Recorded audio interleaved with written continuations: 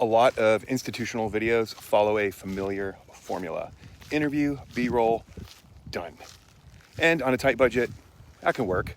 But with this project for Back on My Feet, we had the opportunity to go further because we had time for pre-production and multiple shoot days.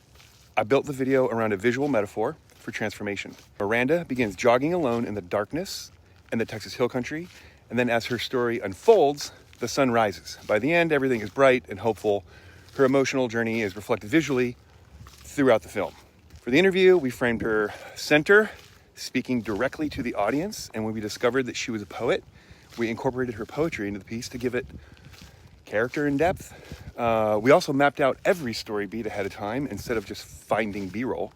We got her packing up her life, sleeping and eating in her car at night, and putting on makeup, rebuilding herself, preparing for her new job. Nothing was random. Every frame supported the story. Halfway through the film, we see Back on My Feet enter as the transformational guide. We filmed their early morning runs as a community, which is their support system.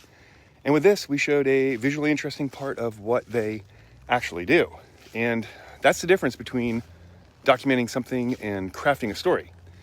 When you invest in creative development and intentional production, you create something that informs and moves people, and that directly impacts the outcome. So whether that's fundraising or conversions, et cetera, et cetera. So I would just say, consider the investment. Sometimes you go just a little bit further, get an extra shoot day, get more pre-production, and it elevates the entire thing. Tears rolling down your face. The salty taste is in your mouth. Problems seem too extreme, impossible to work out. This entire journey of being homeless, it just made me more thankful because I saw people with a lot bigger obstacles and challenges to overcome. The company that I was working for lost their contract. They were downsizing, which meant I was losing my job. I did not have any money saved up. I was living paycheck to paycheck. I had a dream, and in this dream, I heard this voice speak to me. What you need is in Austin. And that gave me the courage to do it. Tears rolling down your face. Life is dealt a tough blow. You're like a ship without a sail, tossed to and fro.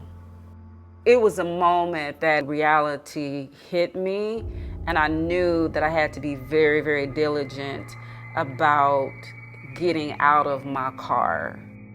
I moved to Austin and I was struggling. I was driving for a food delivery service, got a temp job, and I just was not making enough to afford a one-bedroom apartment in Austin, and I was living in my car.